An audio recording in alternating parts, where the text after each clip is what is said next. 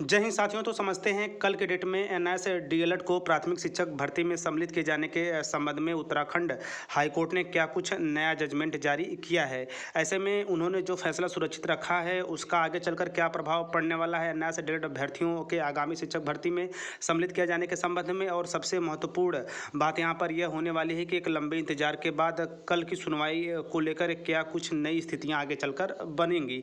तो ऐसे में प्रत्येक अपडेट के लिए ऑफिशियली न्यूज़ पे चलेंगे, वहाँ से उत्तराखंड एनआईएस डीएलएड केस के संबंध में और भी चीज़ें स्पष्ट होकर आने वाली है। जी हाँ, डीएलएड अभ्यर्थियों के मामले में हाईकोर्ट ने सुरक्षित रखा निर्णय। ऐसे में यह निर्णय और क्या क्या आगे चल के स्थितियाँ पैदा करेगा उसके भी संबंध में हम लोग चर्चाएँ करेंगे। तो देखिए, राष्ट्रीय मुक्त विद्यालय शिक्षा संस्थान से डीएलएड किए हुए अभ्यर्थियों को सहायक अध्यापक के लिए काउंसलिंग में शामिल करने के मामले में दायर सभी याचिकाओं पर 3 दिन से चल रही सुनवाई के बाद हाईकोर्ट ने निर्णय सुरक्षित रखा है। जी हाँ, मुख्य न्यायाधीश विपिन सांघी एवं न्यायमूर्ति आरसी खुलबे की खंडपीठ के समक्ष मामले की सुनवाई हुई।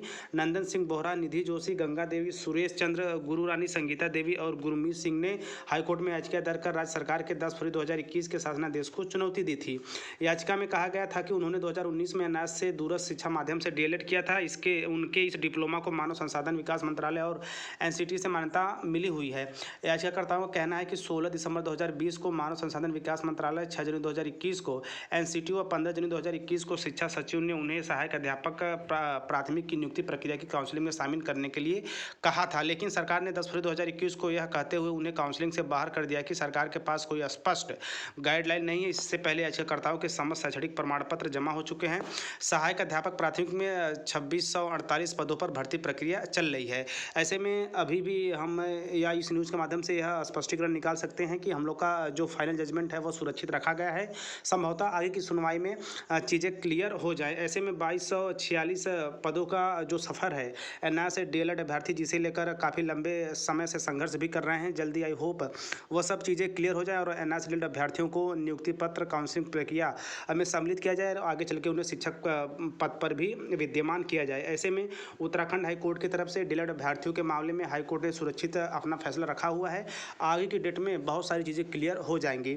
तो वर्तमान समय में लेटेस्ट अपडेट के तौर पे उत्तराखंड से जो चीज़ें निकल के आ रही थी, स्पेशली एनआईएस डीएलएड शिक्षक परिवार को लेकर, वह 2246 पदों के शिक्षक भर्ती के संबंध में आई थिंक सारी चीज़ें बिल्कुल क्लियर हो गई होंगी और आप भली भांति चीज़ों को समझे होंगे। तो आगे चल के एनआईएस डीएलएड के संबंध में और भी जो चीज़ें निकल के आएंगी उसके लिए आप टीचर प्लानिंग पॉइंट चैनल के साथ बने रहिए, क्योंकि यहाँ सटीक जानकारियों के साथ साथ विश्वसनीय जानकारियाँ आप लोगों तक प्रेषित की जाती है।